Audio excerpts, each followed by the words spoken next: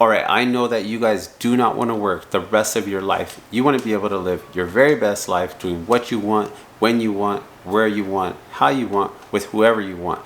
And that is exactly what you're going to be able to do as soon as you have the right dollar amount of money saved and invested and getting the type of return that you need to in order to ensure that you are going to be taken care of financially. Hey, what's up you guys? Welcome to the channel. So hey, in today's video, I'm going to be sharing some information that I absolutely know is going to be extremely useful and applicable to you guys. So what exactly am I going to be sharing with you guys and covering in this video?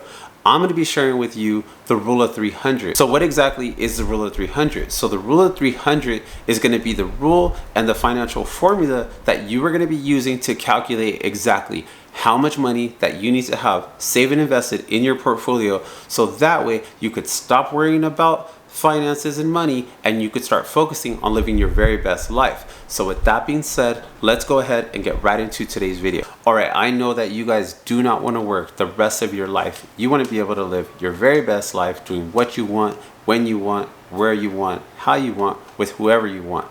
And that is exactly what you're going to be able to do as soon as you have the right dollar amount of money saved and invested and getting the type of return that you need to in order to ensure that you are going to be taken care of financially. So hence the rule of 300.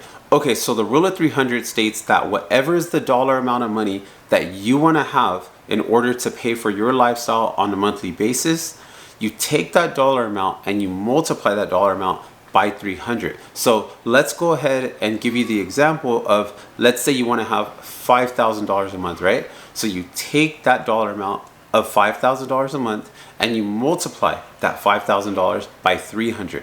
Now what you're going to end up with is a dollar amount that is $1.5 million, right? And I know to some people that's a lot of money, and to some others that doesn't seem like very much money at all. But nevertheless, that's the math, right?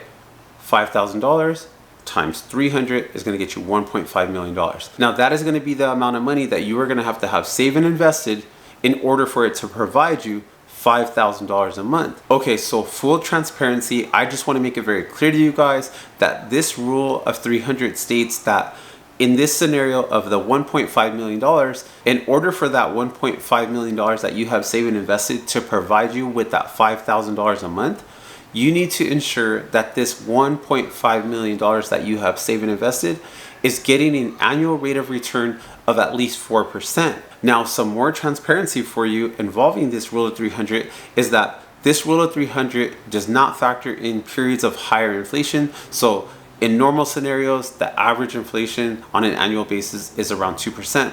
Currently, at the time of making this video, we have inflation that is significantly higher than 2%. So that's why I'm telling you that this rule of 300 does not really factor in periods or times where inflation is higher than 2%. So that's something to keep in mind. Now, another thing to factor in that you need to, really just keep in your mind is that this rule of 300 does not factor in taxes. Okay, so really when you're looking at this rule of 300, you're not looking at this, this financial number that you're coming up with in this example of say $1.5 million for the $5,000 a month, getting an average annual rate of return of say 4%. When you are looking at this scenario, you're not telling yourself, that's it. If I want $5,000 a month, I'm getting $1.5 million. I'm going to have $5,000 a month and that's it. It's like hard numbers, definite situation. That's not really the way that the rule of 300 is designed to look at. The way that it's really is really kind of like a general guideline or like a starting point, because obviously you would probably want to add in some more financial cushion into your investments, or maybe even look for say either adding additional income to the investments so that way you have more money invested, or maybe you even want to try to find an investment that say has a slightly higher return than say the average annual rate of 4%. Now why would you do this? Because you want to factor in for just those times when inflation is going to be higher than the average of say 2%, like we are currently in the time when I'm recording this video. And you also want to factor in making sure that you have enough money saved and invested and getting a good enough return to factor in for taxes. So this is why I'm saying this rule of 300 is not like a hard rule set in stone where it's just, hey, I plug in these numbers and the number that comes out, that's it. That's all I need. Keith said that's all I need. Use the rule of 300.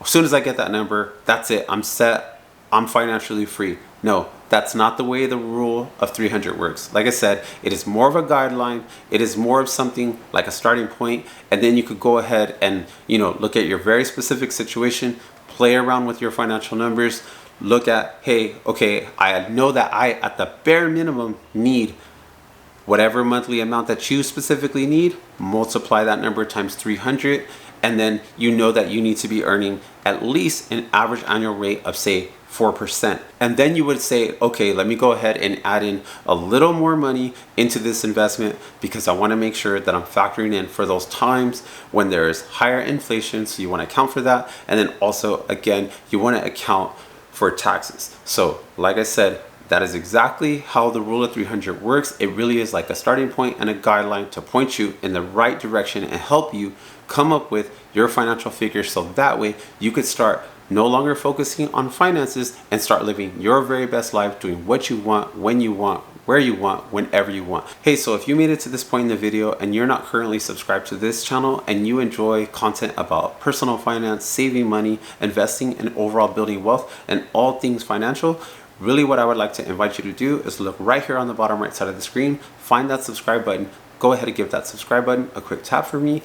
It really helps out my channel a lot, and really it just motivates me to just continue making these videos, and really it just shows your guys' support for me. It's absolutely free, so go ahead, like I said, find that subscribe button right beneath the video, give it a quick tap, and if you want to be a super overachiever, find that thumbs up button right beneath the video, give that thumbs up button a quick tap for me as well. It really means the world to me. And then hey, what's gonna happen next is another video from my channel is gonna pop up here on the screen, and you guys are gonna love that video. So go ahead, click that video, and I will see you guys in that next video.